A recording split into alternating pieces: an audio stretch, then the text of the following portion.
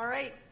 Good evening, everybody. Welcome to the Board of Police Commissioners meeting tonight, March 18th, 2025. And we call this meeting to order, and I'll ask everyone to rise for the Pledge of Allegiance. I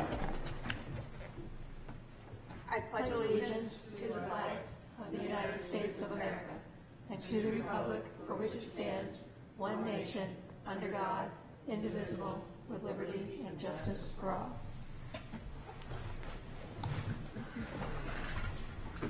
We'll begin with acceptance of the meeting minutes from February 25th, and I'll take a motion with respect to that.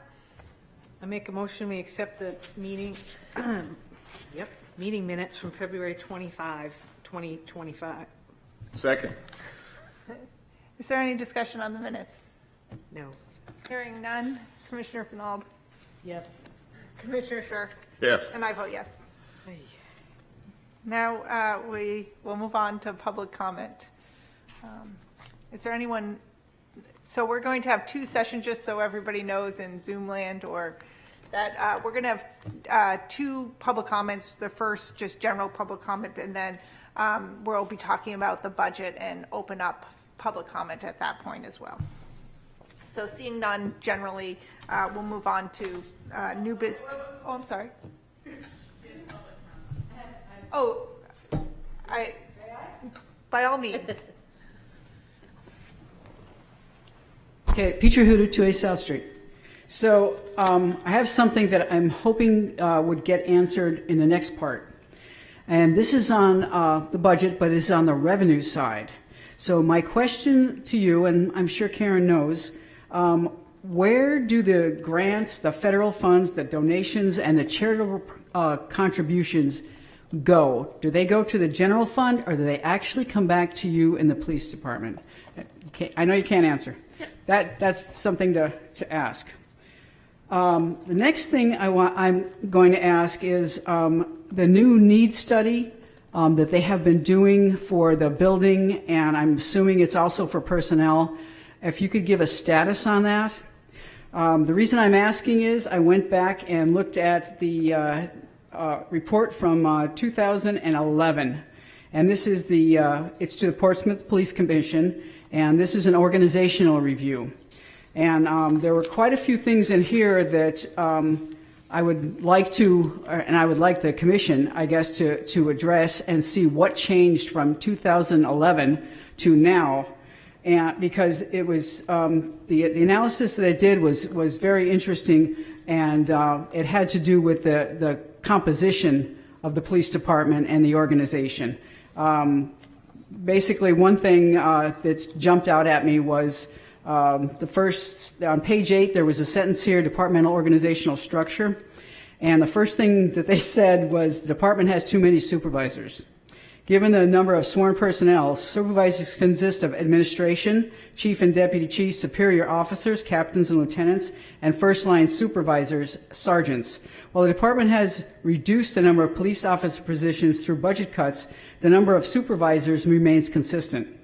Based on the current staffing, the department needs to eliminate supervisors, reallocate positions to patrol, and then after reorienting the focus of the department to community issues, reevaluate the positions.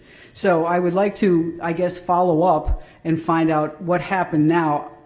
I am not an expert by any means on organizational structures of police departments, but I compared what we have now that was in the budget book last year versus what was in 2011 in the budget book. So I was wondering if when that other report comes out, this will be discussed or things have changed in the meantime.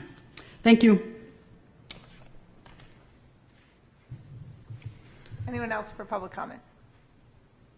Okay, hearing none, we're going to move on to new business with respect to the police commission. First, we have a facilities update, and Deputy Chief, maybe I'll turn it over to you regarding restoration. Yep, so no new updates as far as the restoration of existing space.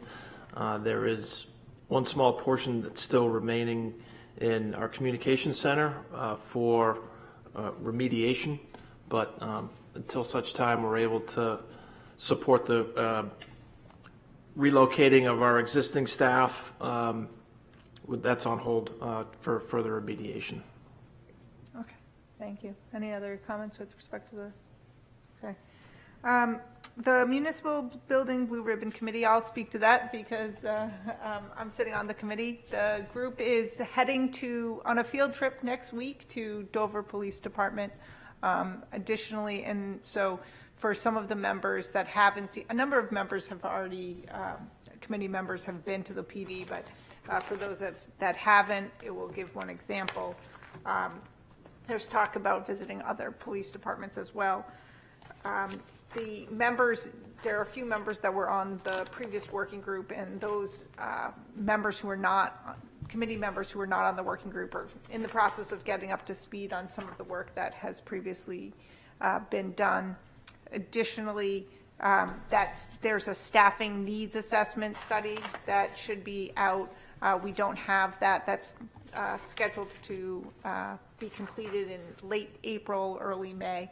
And I can very much looking forward to getting those, that study out. I think it's going to show that, and what we know anecdotally, just looking around town, that there has been huge development occurring in housing units and commercially in hotels, and the police department's numbers have not changed. So we're looking forward to that report. Next, community priorities. Deputy Chief, maybe you could talk for a few, and does anybody have anything else? I'm sorry, before I move on. Okay. Deputy Chief, would you like to talk a little bit about where we are with body-worn cameras? Yeah, certainly. So the body-worn camera program has been slowly implemented over the course of the last year. For those that remember, we bundled a CIP purchase of body-worn cameras and upgrading our current tasers. Right now, body cameras are in the policy stage. That being said, we formed an internal committee of stakeholders and formed a body cam committee in order to properly identify the best operational methods for body cams, the best administrative operational methods for body cams, to conform with the state RSA on body cams. And we met with a number of different police departments who currently have body cam programs. Although body cams largely do the same thing, they can be administered very differently from department to department. The body cams have hundreds of different settings, of operational settings on how and when you want it to record, and we've basically taken what the committee has learned so far and incorporated that into our draft policy. The draft policy is set to be internally reviewed by all the stakeholders in the police department within the next week or two. And once we have a final policy that's agreed upon and set to go, we can then start the training and implementation of the actual body cams. Each officer that's assigned a body camera will have to complete a comprehensive training course on it, which covers all the applicable laws, including the state RSA, wiretapping statutes, and then goes over how you actually use and operate a body-worn camera. Following that, we'll do a slow rollout where we'll initially issue body cameras to supervisors first, then field training officers. Then I think we'll likely do volunteers who want the body cameras, and then ultimately everybody will be issued the body cameras. So it'll be a rollout that's done in phases, so that we're not rolling them all on the same day, so to speak. So if we have to troubleshoot or adjust things while they're in the field, we'll have the opportunity to do that before everybody has them. And at this point, it's mid-March right now. We're probably looking at late April to May to get the training started and start getting the cameras out there. So That's great. I think we're all looking forward to getting those up and running. Anything else? I just want to remind people, we did get a body worn camera grant, and it's about $63,000 a year that will go toward the non-operating line for the body cameras for 3 years. So Is that a state grant? it's a federal grant. Competitive. Yeah, a competitive grant, did you This, say? it was a competitive one to the federal government. Wow. Well, So we got 196,000, so it was toward the Really? body camera program, so it was good. Excellent. offsetting budgetary costs, so Yes. that's always nice.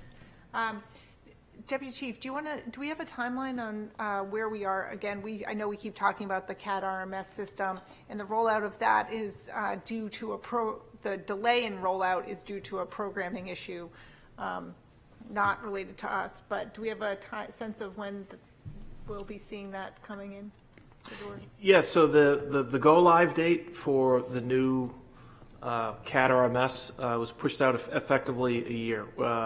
We were looking to go live last November. The police department was prepared to go live.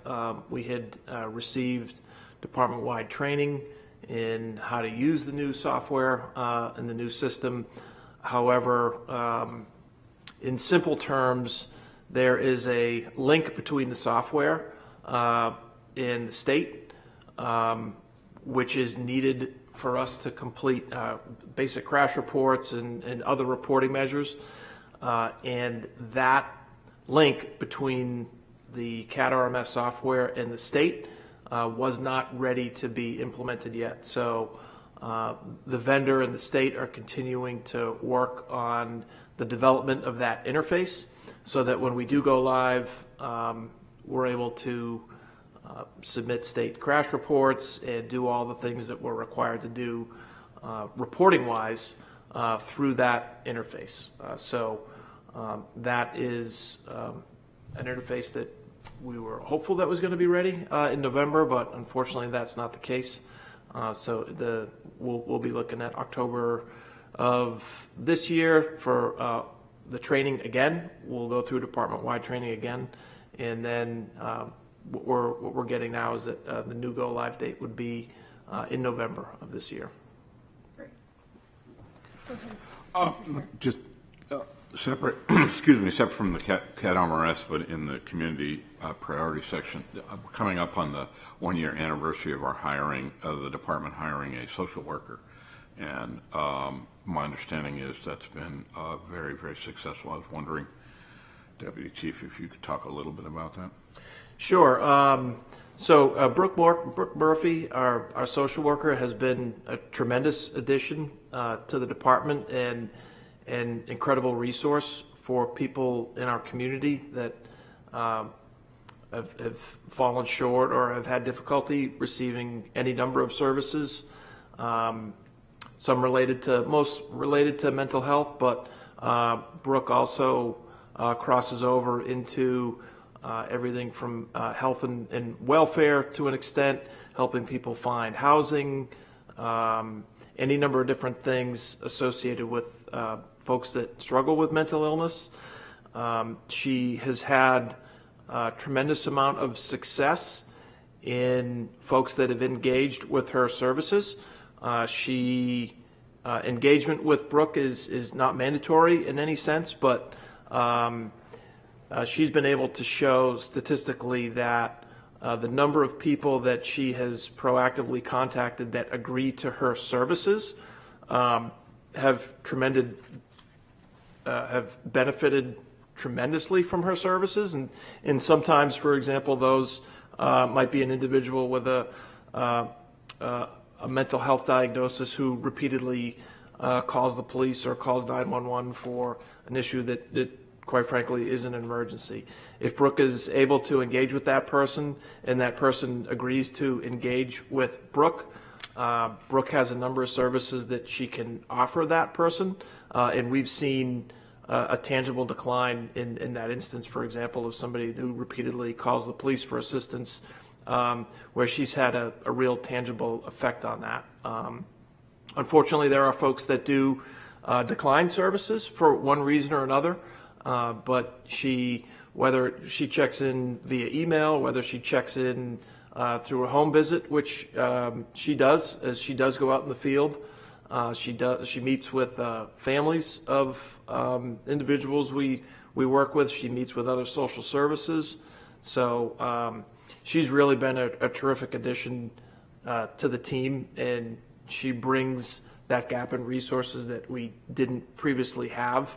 And in fact, just today I went down and talked to her about an individual we dealt with last week that I only had just topical information of, and she had already called the family and reached out and taken the first steps to get that person some help. So it's been really great for us. Thank you. And I think what we've seen is, as we look every month at the crime analyst report, that we are seeing that reduction in mental health calls. And some of it, I mean, there's been a number of efforts by the police department to implement, whether using the 988 system, some mobile crisis response team, and the really in-house having Brooke here as to provide wraparound services. And that's exactly what we strive for, right? If we can help individuals, and I know the police department strives for, if we can help individuals get those wraparound services, it reduces recidivism and really, offers our residents and people coming into the community a better quality of life. So it's great all around. And the program's running, so well for the first year. We had asked that if anybody in the department was looking to engage Brooke in an individual or a project, that they reach out to her supervisor and coordinate through her supervisor. But now that we see the workflow and the communications working really well, officers are free to engage with Brooke directly about any issues they may have with an individual, or so we have that direct line from patrol and detectives to Brooke, so it works well. And just to clear up, to make it transparent, Brooke is not there to do any kind of investigative casework or investigation in a case that may be pending against an individual. That's not part of what she's doing. No. In fact, quite the opposite. If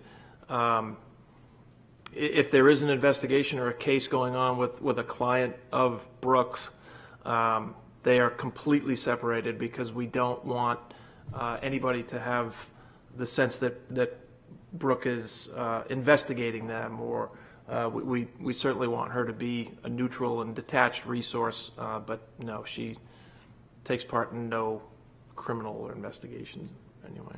Great. Anything else? Do you have anything else? All right, that was a nice summation of our community priorities. And now the chief of police report.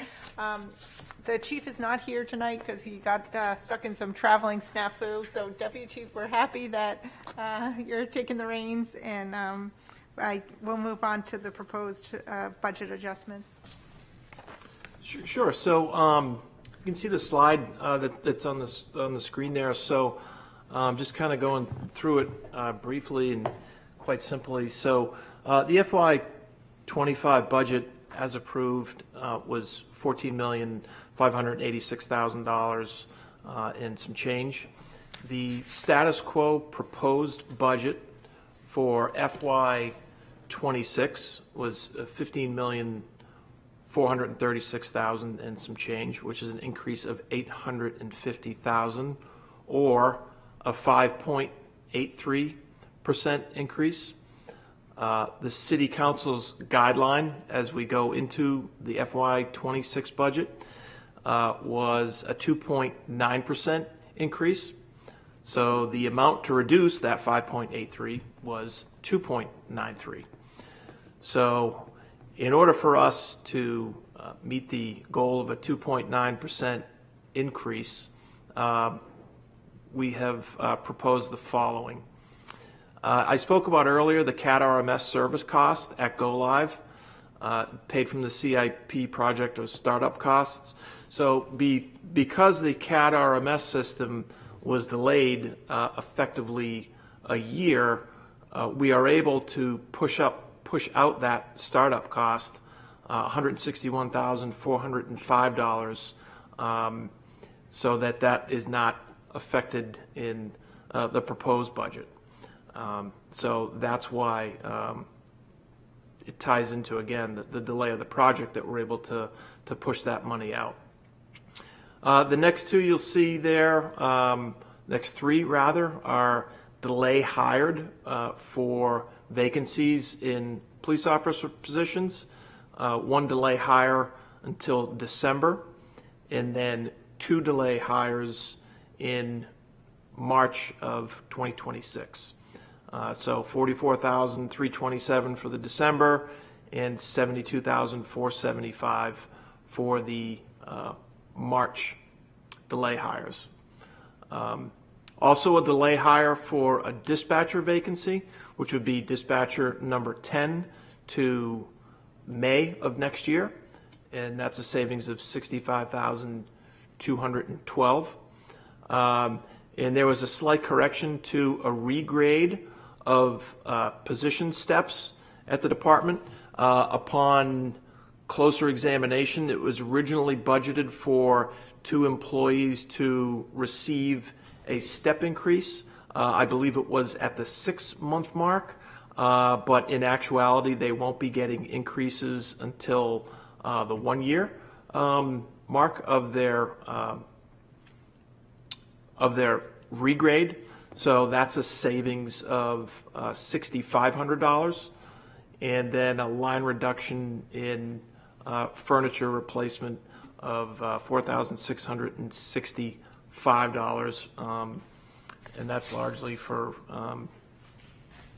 chairs and dispatch and some other line item furniture things that are on a replacement schedule. And it's a small savings, but it still is a savings at $4,665. The chief has been meeting with the city manager and continues to meet on the budget, and particularly with Karen from our business office. But in order to reach that 2.9, these are the recommended reductions that we see the department proposing at this point. I mean, you've come in exactly at the city council guidelines. So we've met the goal of the city guidelines, which is really a lot of effort on the part of the whole team here. Technically $1 over. Oh, you're right. Still 2.9. We can add that. I'll put that in as revenue contribution. Well, really, a lot of work by the whole team to meet the city council guidelines, and it's been an impressive effort. We talked a little bit about last time that, I mean, when we look at what the status quo budget is, that's predicated on primarily union contracts for personnel that were established and ratified last year or the year before, years prior, which had very specific increases, and that's over 2.9%, which is, why the status quo budget is at 5.8. So to maintain that continuity of service and meet the guidelines and support our officers and personnel is really just great. So thank you for all your efforts. Thank you to the whole team for all the efforts. Thanks. All right. It seems like a good time to open up public comment.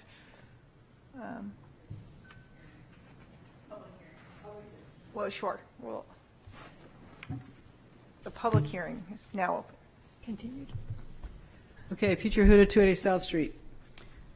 So I will describe to you what I'm looking at. What I have in front of me is the actual and the budget spending for the last, since FY22. So I'm looking at what's going on with the trends from FY22 through the new budget in FY26.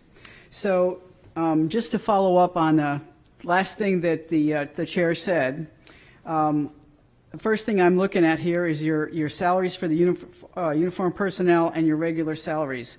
And they're not up that much. I mean, if we look at what you actually spent in '24 compared to '26, it's only 1.2 million. But I do have a question on the regular salaries in dispatch. What I'm not understanding the increase, and I'll explain to you about what I'm looking at in the trends. In '22, you budgeted 624,000. You only spent 400.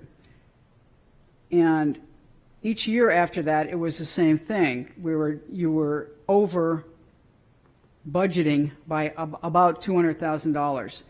In the last one here, for the actual in FY24, you budgeted 667,000, and you only spent 334. Next thing I want to call to your attention is in '26, you're budgeting 764,000. That's 400,000 more than you actually spent. So looking at the trends here, my question would be, why do you keep going up when the actual coming in is not that high? That's the first question. The next question is about, and I'm going to tie this together with the training, because I think this is where this comes in together. So I'm looking at overtime education. So I looked at the training budgets, and I put together the training, the overtime education, and overtime, and then holiday premium. So if I understand it correctly, we have training budgets in just about every department. And we also have a field training office, and we also have a personnel and training cost center. So my question is, previously we had, for example, in FY24, we budgeted 79, we only came in at 64, and now we're going up to 88. But if you look at what we're spending on training and the overtime for education, because my understanding is that when an officer is off training or going to education, you have to bring somebody else in. And with the shortage, that creates overtime, if that's a correct assumption. So that's why I included the overtime for education and then your regular overtime. Okay. Should I keep going? Is that bad? No, they're just doing cruiser checks. Okay, That's fine. Very thank normal. you. Okay, and then on the overtime, it's kind of the same thing. The detective division is very interesting to someone who looks at budgets all the time, because the trends there are very opposite and different. In '22, you budgeted 86 and you spent 390,000, and it goes through just about every budget year after that. You overspent by 231,000. FY24, it was overspent by 373,000. So my question is, why don't we just budget for what we think is going to happen there? So the rest of us have an idea of what's really happening. The other area was the same way with General Patrol. Between Detective Division, Dispatch, and General Patrol, they all were under budgeted and overspent by quite a bit. So truing that up would probably help everybody understand what was going on there. The one big question I did have, and I know you'll know right off the bat, is what was the $164,000 in admin that was spent? It jumped right out at me, and it was in the professional services area. You budgeted 18 and you spent 164, and then you took the budget back down. So I'm assuming this was a one-time charge, a one-time pop of something. The other thing that was that jumped out at me at admin was computer software and maintenance. There was a new charge coming in there of $35,000. It came in here and then it went someplace else because you didn't budget for it. If you could kind of address that. The only other thing was travel and conference here. I notice you're going up quite a bit in the travel area. Overspent by about $18,000, and now we're almost doubling our budget there in the admin. I'm assuming that's for the chief and administrative officers. The Ms. next Huda, your 5 minutes are passed, so. public hearing is, Okay. Open, sorry. I'm sorry, then I stand corrected. thank you. The next one is Auto Info Systems. You're going up big numbers here, especially in FY '26. So I guess I'd like to understand the reasoning here. You're up 62,000 from the actual that you spent in '24 to the FY '26 budget. I hit the detective already. Dispatch, the overtime and the regular salaries are not jiving as far as, I know we're down and we're using I think retired fire personnel to staff that, but we also have a very large disconnect again. You budgeted 87, you spent 373. And I think that's just about it.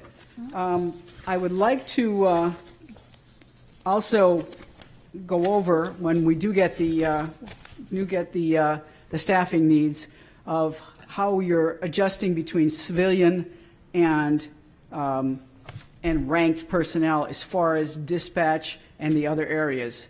Because the recommendation was, especially in dispatch, to switch to civilian, where your ranked officers could do more important things, like I guess you'd say, or what they were trained to do. But anyway, thank you. Thank you.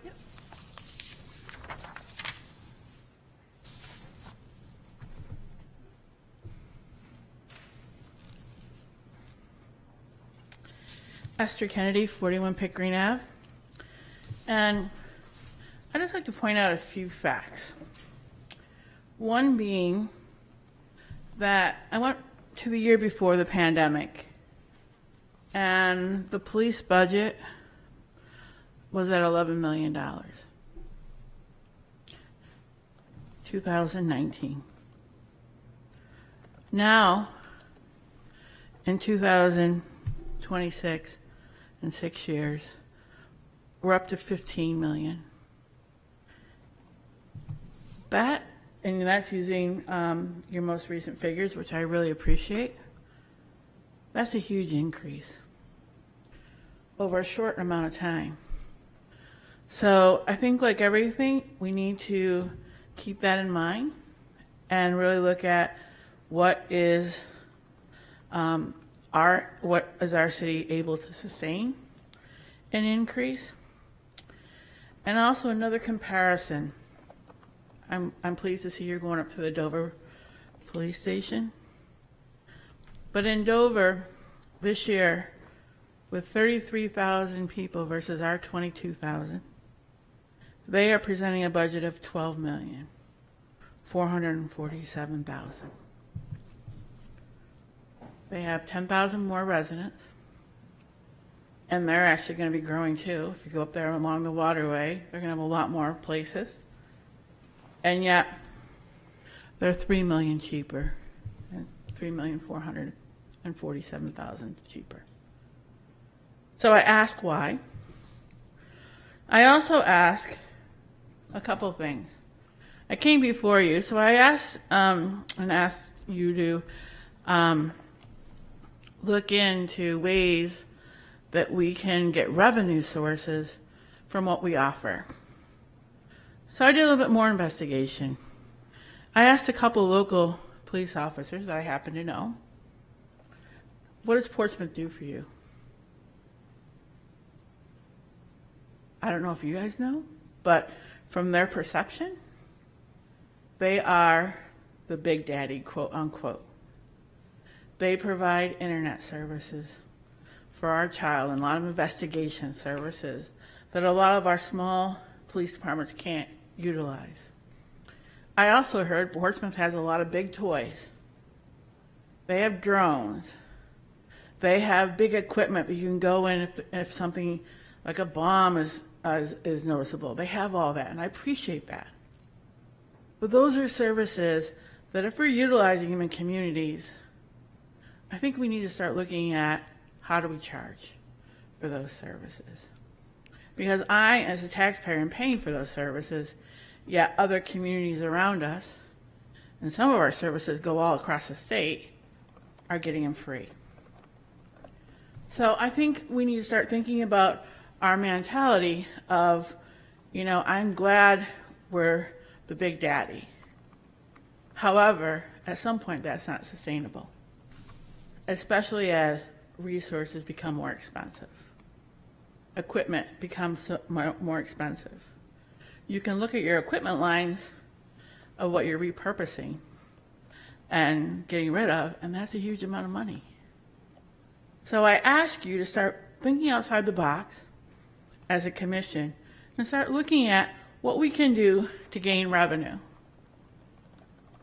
As a taxpayer, as an educator, on a foreseeable same budget line in my home, I really need to think about how to handle my finances.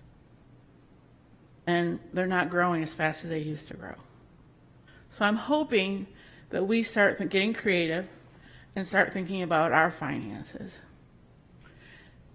The other thing I want to point out that I'm a little worried about is I know as a past city councilor that a lot of the grants we committed to, so we could do some of this.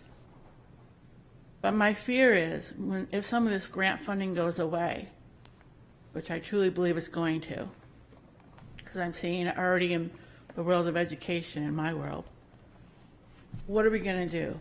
Who picks up that extra cost? That's not figured in this budget.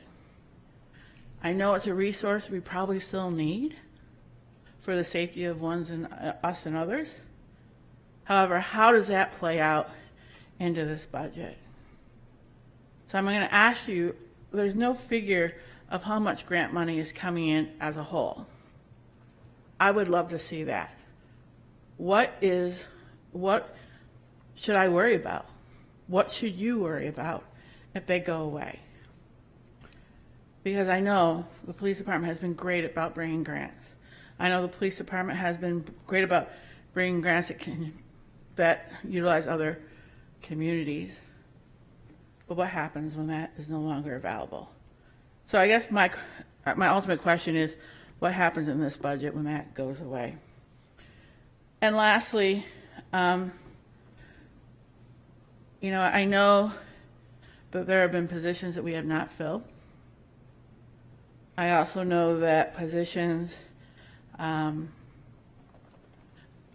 be really needed, and I am the first person to bring up that social worker. A long time ago, I asked for the police department to have it for the mental health.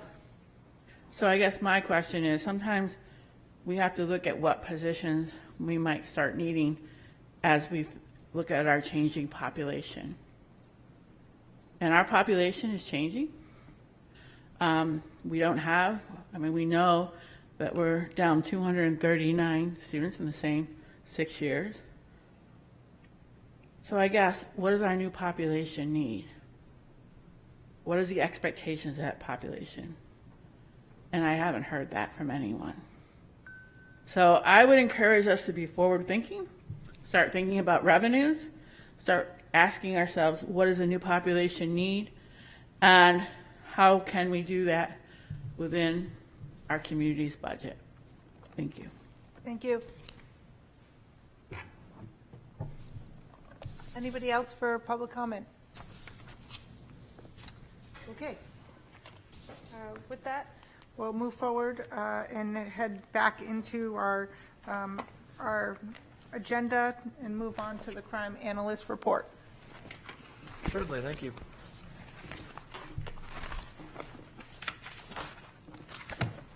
So in speaking with Casey, our crime analyst, forgive me, I wasn't at the meeting last month, so I'm not sure if she did this last month or not, but what she has done now, rather than just strictly comparing 2025 to 2024, she's comparing them to the average of the last 3 years. So that's comparatively, when we're looking at statistics, we won't necessarily just look at from year to year. it would be from this year over an average of the last 3 years.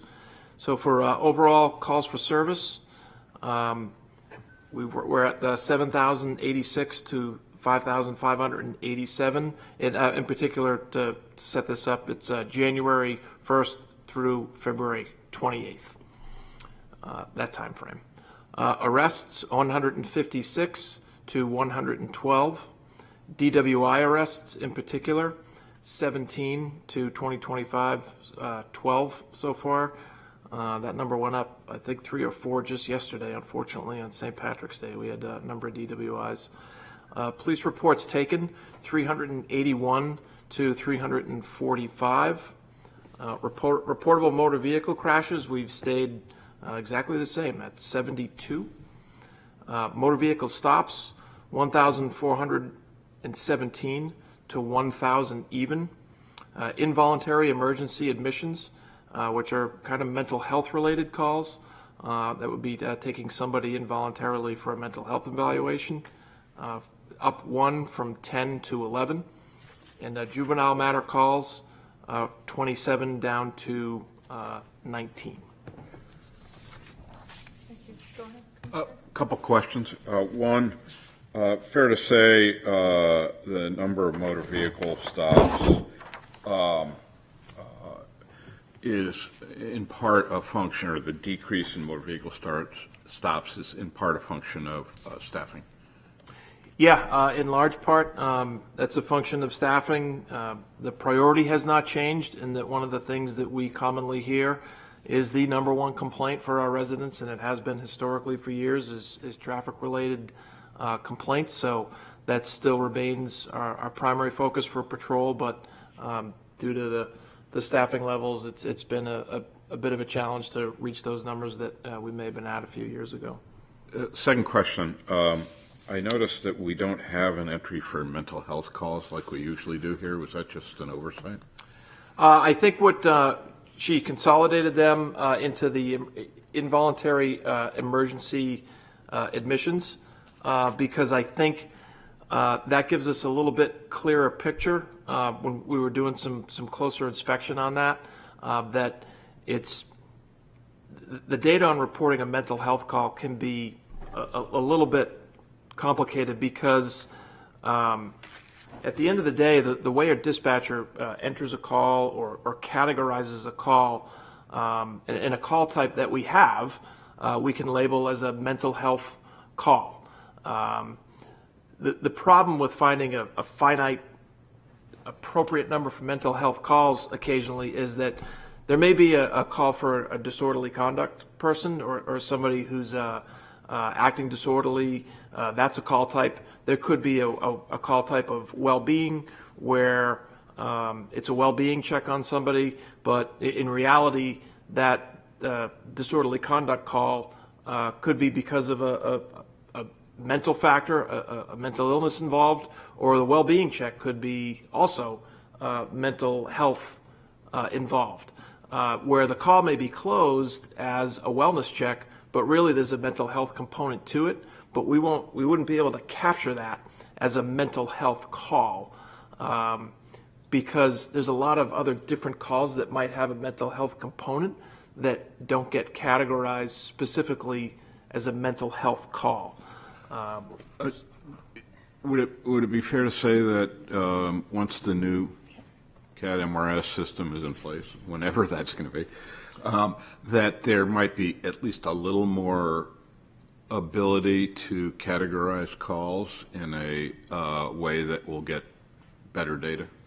I don't necessarily think in this case that the CAD RMS would have a significant difference in either way.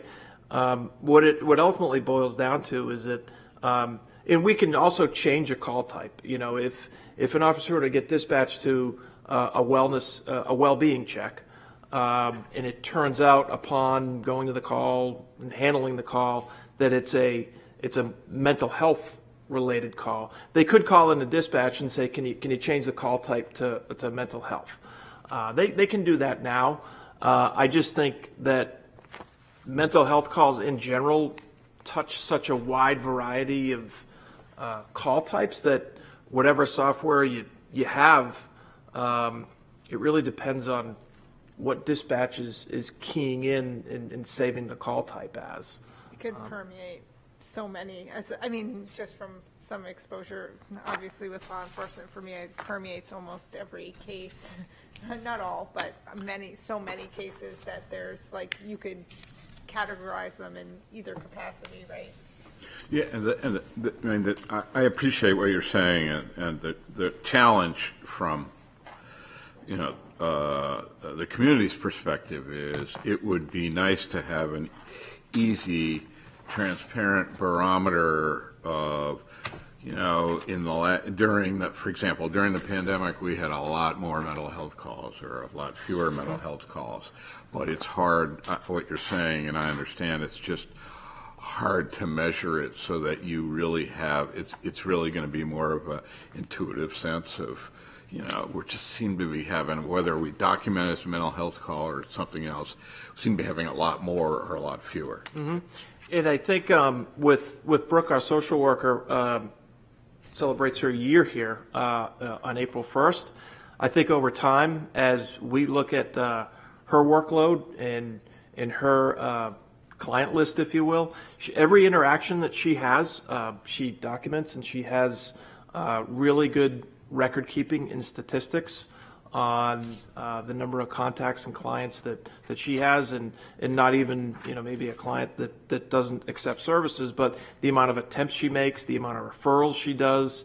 So I think moving forward, if we're, looking at mental health statistics or numbers, I think Brooke would be a great resource there over time to really give us a clear picture of what she's working with. It may make sense to, at some point, sooner rather than later, have Brooke come in and just talk about kind of the numbers she's seeing. Yeah, I think, like I said, April is her year here, so I think after a 12-month sample, it would be great to have her back in. Our next meeting is April 15th, so maybe we could have her come next month, and that would be great. Sure. Okay. Yep. Good thought, Commissioner Schur. Okay, moving on to monthly traffic. Traffic stuff, yep. So for February of 2025, which was a snowy and icy month, if I remember correctly, we had 483 motor vehicle stops, 18 summonses, and 34 reportable motor vehicle crashes.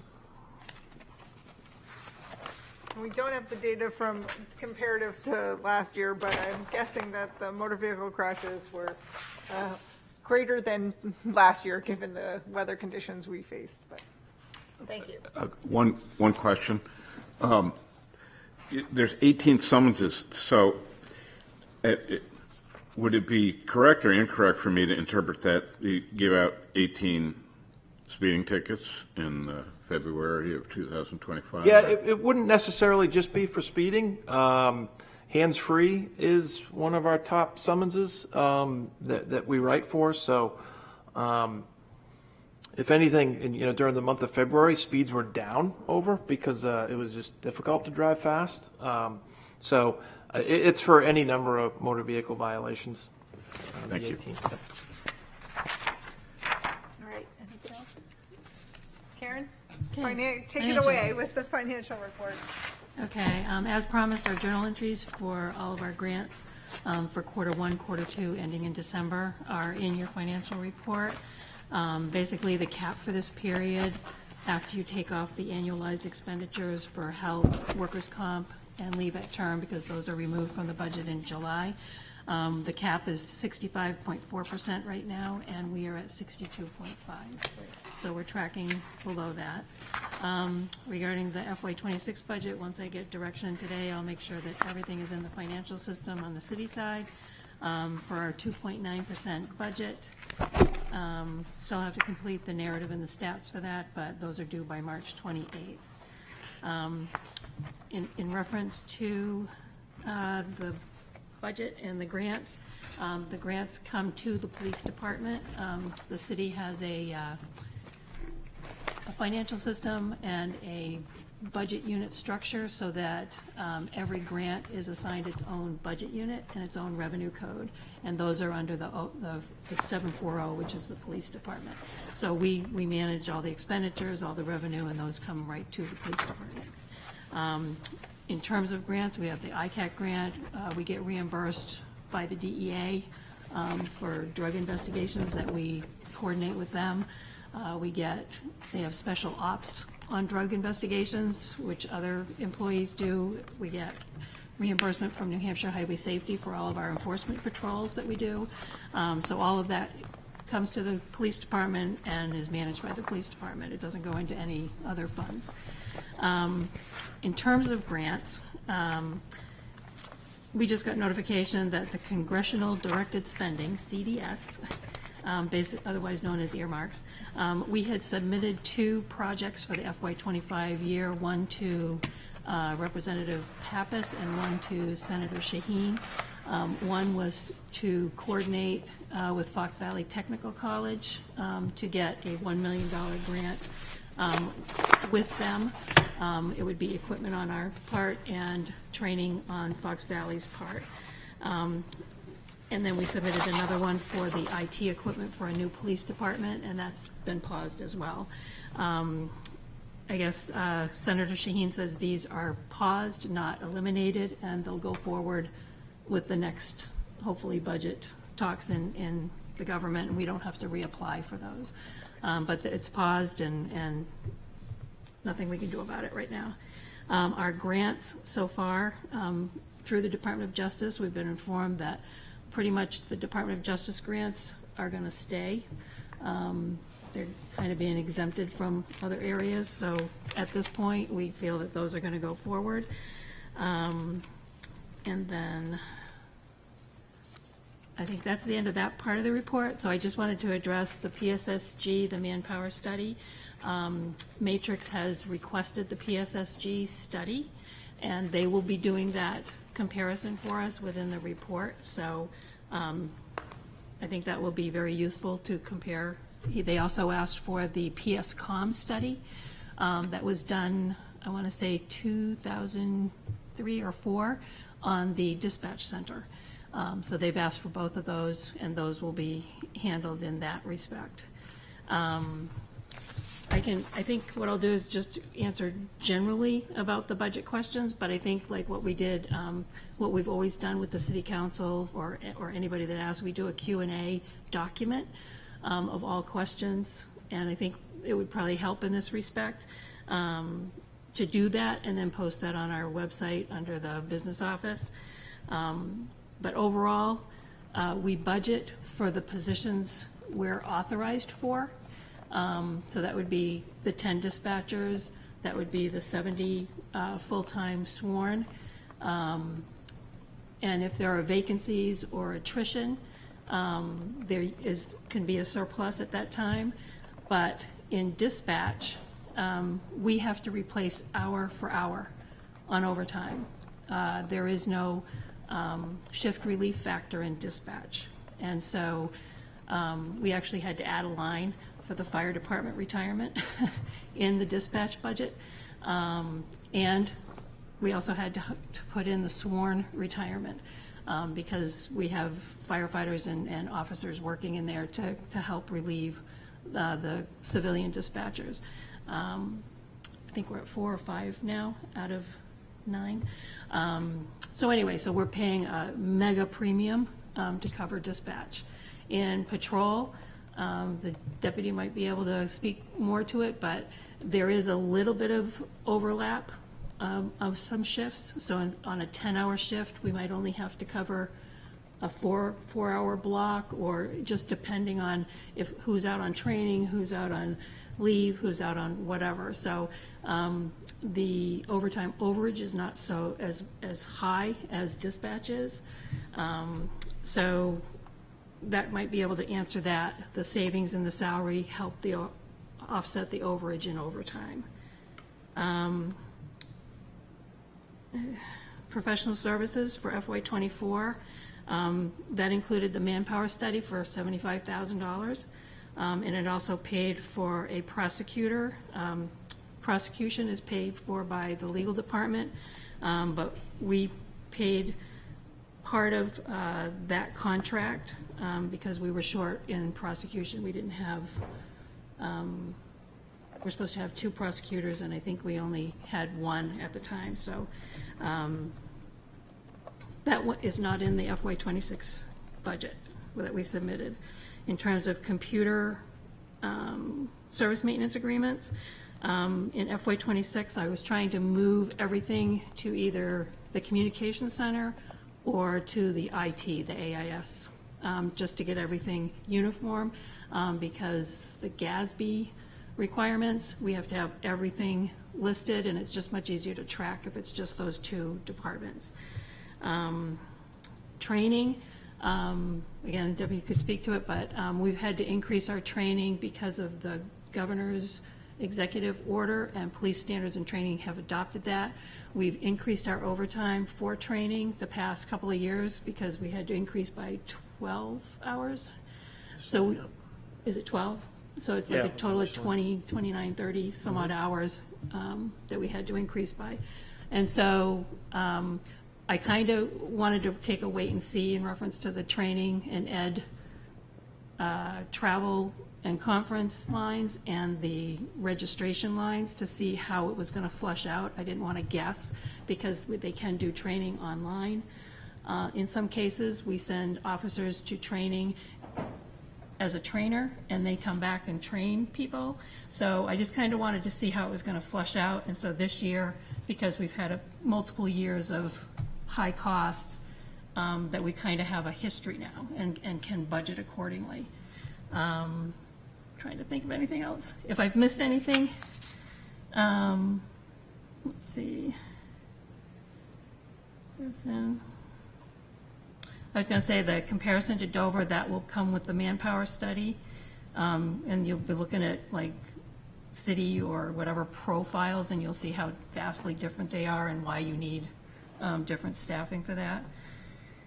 And then in reference to the grants going away, you are correct. We have to look at that, and, you know, I think, like, we used to get tons of money from New Hampshire Highway Safety for enforcement patrols, and then one year they changed their methodology in distribution, and they were literally cut in half for us. So we had to make adjustments there, because we still have to do enforcement patrols, whether we have grant money or not. So we do look at all that, but overall, what I'll do is I'll summarize this, and I will put answers, written answers, and if I have any other backup documentation I can do, I will definitely put that in there like we do for the city council every year to help go over that.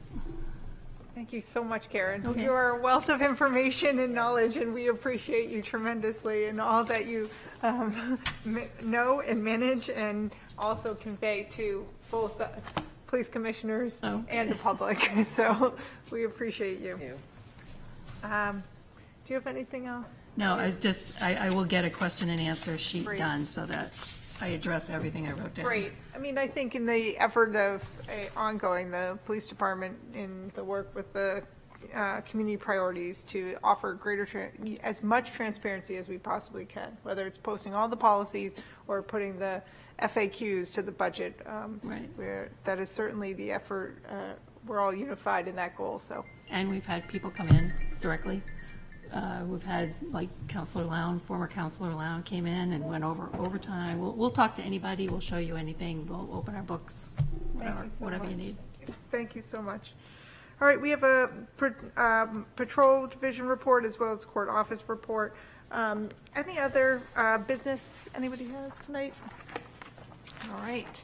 Our next regular meeting, as we said, is April 15th, 2025, but check the municipal meetings calendar because sometimes subject to change based on. Close the public hearing. Oh, yes. So, and I guess we had opened the public hearing, but before we close the full meeting, we need to close the public hearing. Could I have a motion to close the public hearing? I make a motion that we close our public hearing. Second. All in favor? Aye. Aye. Okay. And with that, the only thing left is to close our regular police commission meeting. They haven't in the past. They've given me the direction Yes. because it's a recommended budget that gets folded into the city manager's budget. So, We haven't historically. yeah, just a direction to Correct. put it in because it becomes the city manager budget. So with that, as I said, I'll take a motion to adjourn. I make a motion that we adjourn. Second. All those in favor? Aye. Good night, everybody. Thank